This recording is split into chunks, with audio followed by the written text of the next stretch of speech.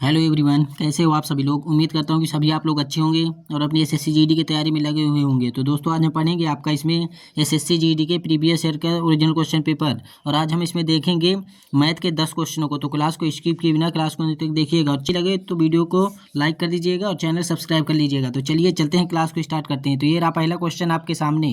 तो बताइएगा कि इसका राइट आंसर क्या हो जाएगा। तो चलिए इसको सोल्व कर लेते हैं। तो चलिए पहले इसका गुणा कर लेते हैं। तो 16 तिहाई 48 इकाई 8 हासिल आगे 4, 16 दूनाई 32, 32 4 कितना हो जाएगा, ये हो जाएगा हमारा 36। तो ये हो जाएगा। अब चलिए गुणा कोष्टक के अंदर वाला पहले हल कर लेते हैं। तो भाग को भाग में देंगे तो यहाँ पे इसको क्या आ जाएगा, यहाँ पे 1 आ जाएगा। अब 19 में हम 13 घटा देंगे तो यहाँ पे कितना हो जाएगा, 6 हो जाएगा। अब 3 से जब 6 में भाग देंगे तो 2 बार में आ जाएगा। तो देखिए इसका गुणा हमें 2 से करना है। तो देखिए बाहर गुणा लगा है ना, तो इसके अंदर गुणा कर देना है। तो 2 का गुणा इसमें कर देंगे तो 2 अट्ठे 16 इकाई 6 हासिल 1, 2 छक्का 12 एक हासिल जोड़ लेंगे 13, 13 इकाई 3 हासिल आगे 1, 2 तेई 6 एक हासिल जोड़ लेंगे 7। तो इसका राइट आंसर आ जाएगा हमारा 736। ऑप्शन 3 इसका राइट आंसर हो जाएगा। अगले क्वेश्चन पे चलते हैं। ये रहा क्वेश्चन नंबर 2 आपके सामने। एक अर्धगोलाकार कटोरी की त्रिज्या 3.5 सेंटीमीटर है। इसे अंदर और बाहर दोनों तरफ से पेंट किया जाना है। 15 रुपये प्रति 10 सेंटीमीटर स्क्वायर की दर से इसे पेंट करने की लागत ज्ञात कीजिए और पाई का मान 22/7 का उपयोग करना है। तो देखिए मान लीजिए ये क्या है, एक अर्धगोला है, ठीक, अर्धगोलाकार कटोरा है। ये हमने बना लिया, एक अर्धगोलाकार कटोरा हो गया। अब इसकी त्रिज्या यानी आर कितनी दी गई है, तो आप कहेंगे इसकी त्रिज्या दी गई है 3.5 सेंटीमीटर दी गई है। तो हमसे पूछ रहा है कि इसको अंदर से इस तरफ से रंगने के लिए और बाहर से रंगने के लिए इसके कुल कितने रुपए खर्च करने होंगे। तो इसका क्या निकालेंगे, अर्धगोले का क्षेत्रफल। अर्धगोले का क्षेत्रफल का फार्मूला होता है, इसका फार्मूला होता है 4πr²। तो चलिए इसको सॉल्व कर लेते हैं। तो ये हो जाएगा 4, पाई का मान रखेंगे यहाँ पे 22/7। अब देखिए त्रिज्या हमारी क्या है, 3.5 है। तो इसको हम कर लेंगे 35/10, ये गुणे 35/10। अब इसको काट लेते हैं। तो 5 से इसको 7 से इसको काटते हैं तो 7 पन्ना 35, 5 दूनाई 10, 2 से इसको काटेंगे तो ये 2 दूनाई 4 हो जाएगा, ठीक।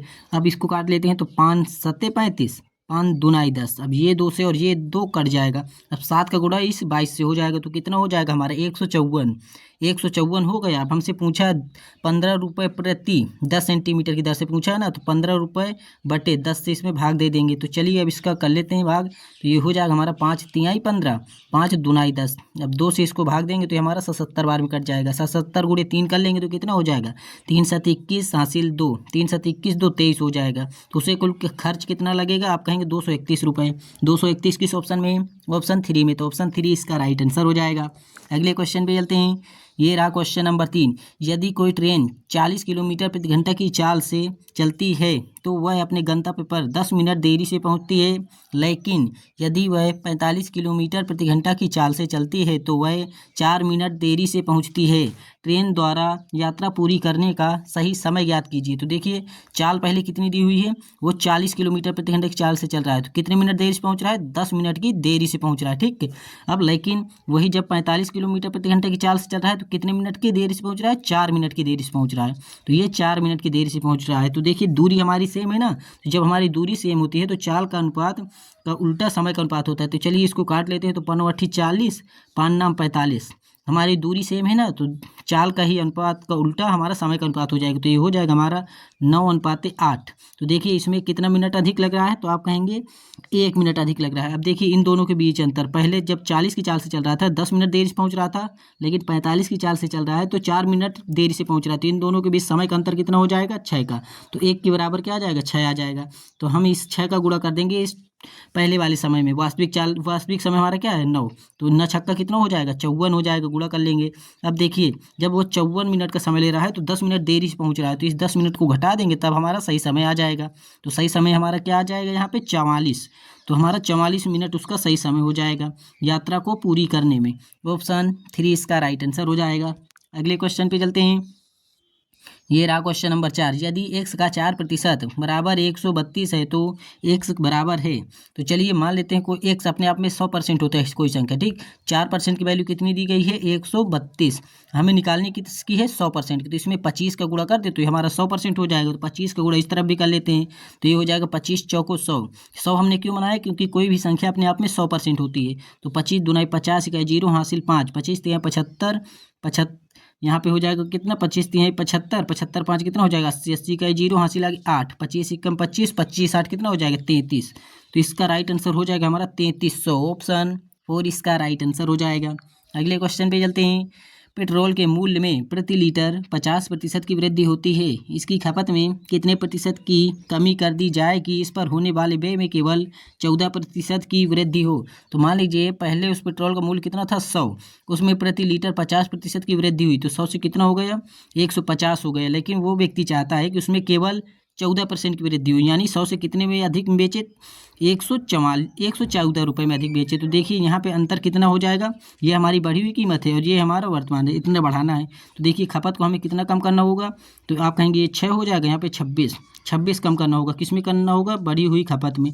अब परसेंट पूछा है तो 100% से गुणा कर देते हैं। तो चलिए अब इसको काट लेते हैं, तो देखिएगा 1 0 से 1 0 कट जाएगा, 5 दूनाई 10, 5 3 15, तो यहाँ पे हो जाएगा हमारा, देखिए यहाँ पे हमारा कितना आएगा 36 आएगा, 32 नहीं 36 आएगा, 26 नहीं 36 आएगा, ठीक। अब 3 से इसको काट लेंगे तो ये हमारा 3 कम 3, 3 दूनाई 6 हो जाएगा, और 12 गुणा 2 में कर देंगे तो कितना हो जाएगा 24%। तो हमें छूट कितने परसेंट देनी चाहिए 24%, ऑप्शन 1 इसका राइट आंसर हो जाएगा। आप लोग यहाँ पे सही से घटा लीजिएगा, मैंने इसका अंतर गलत कर दिया था, ठीक है। तो यहाँ पे 36 आएगा इन दोनों का अंतर।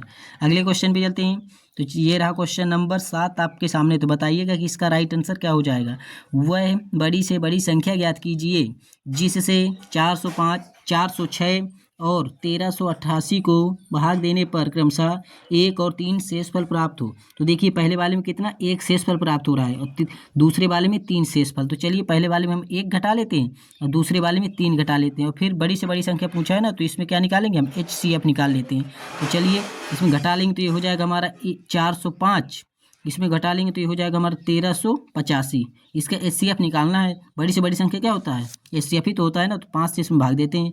तो 5 8 40, 5 1 5, 5 दूनाई 10, 5 7 35, 5 25। अब देखिए ऐसी कोई संख्या नहीं है जो 81 को भी काट दे और इसको भी काट दे, तो हमारी बड़ी से बड़ी संख्या क्या हो जाएगी 5, ऑप्शन 5 किस ऑप्शन में, ऑप्शन 4 में, तो ऑप्शन 4 इसका राइट आंसर हो जाएगा। अगले क्वेश्चन पे चलते हैं। ये रहा क्वेश्चन नंबर 8। गिल एक ही वस्तु पर 2 कुत्ते बेचता है। अब देखिए एक ही वस्तु पर बेच रहा है ना, एक ही मूल्य पर, गिल एक ही मूल्य पर 2 कुत्ते बेचता है। एक में वह 22% का लाभ अर्जित करता है और दूसरे पर उसे 22% की हानि होती है।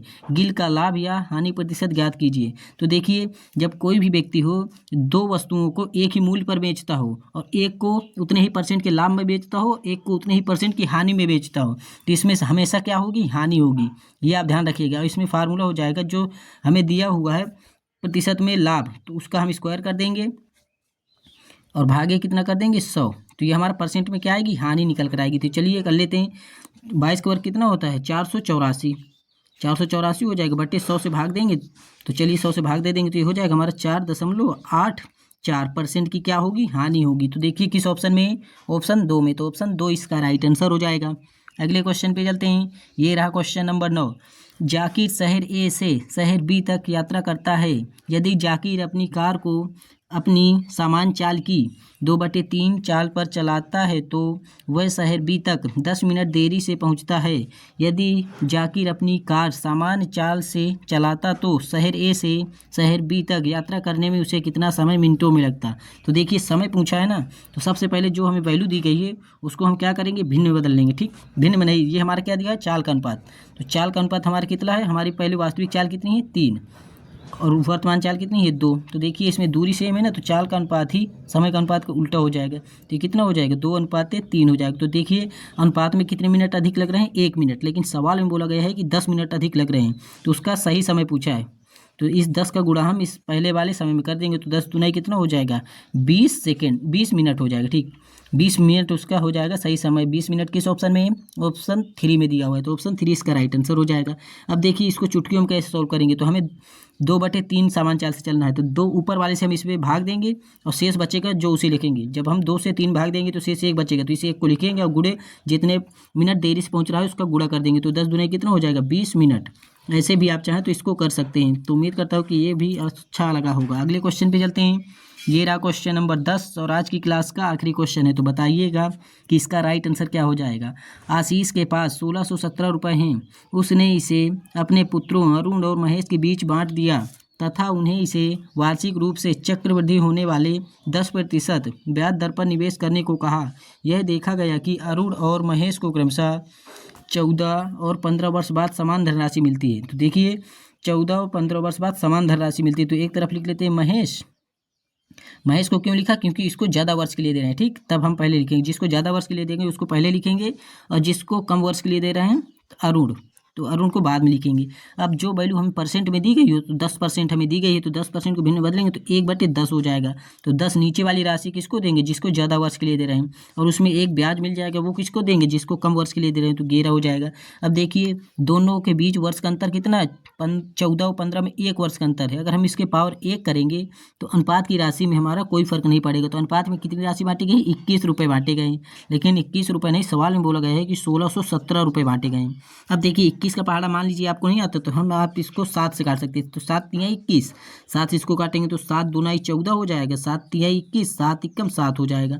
अब 3 से इसको काट लेंगे तो ये हो जाएगा हमारा 3 7 21, 3 7 21। अब हमसे पूछा यहाँ पे आशीष ने अरुण को कितनी धनराशि दी, तो इसका गुणा हम अरुण की धनराशि से कर देंगे, तो 77 गुणे 11 कर देंगे तो हमारा कितना हो जाएगा? 847। 847 इसका करेक्ट आंसर हो जाएगा। ऑप्शन 4 इसका करेक्ट आंसर हो जाएगा। उम्मीद करता हूं दोस्तों कि ये क्वेश्चन आप सभी को अच्छे लगे होंगे, और क्लास अच्छी लगी हो तो चैनल को सब्सक्राइब कर लीजिएगा और बेल आइकन को भी ऑन कर दीजिएगा, ताकि ऐसी ही वीडियो आपको मिलती रहे। और आप लोग कमेंट बॉक्स में बताइएगा कि आपको इनमें से कितने क्वेश्चन आ रहे थे, और जो ना आ रहे हो तो उन्हें अपनी कॉपी में जरूर नोट कर लीजिएगा और 1-2 बार प्रैक्टिस कर लीजिएगा, क्योंकि ये सभी आपके SSC GD में 2025 का जो एग्जाम हुआ था उसका ओरिजिनल क्वेश्चन पेपर लेकर आए हैं। तो इन सभी को अच्छे से देखते जाइएगा और अपनी प्रैक्टिस करते रहिए। मिलते हैं ऐसी अगली क्लास में, तब तक के लिए जय हिंद, जय भारत, वंदे मातरम, जय हिंद।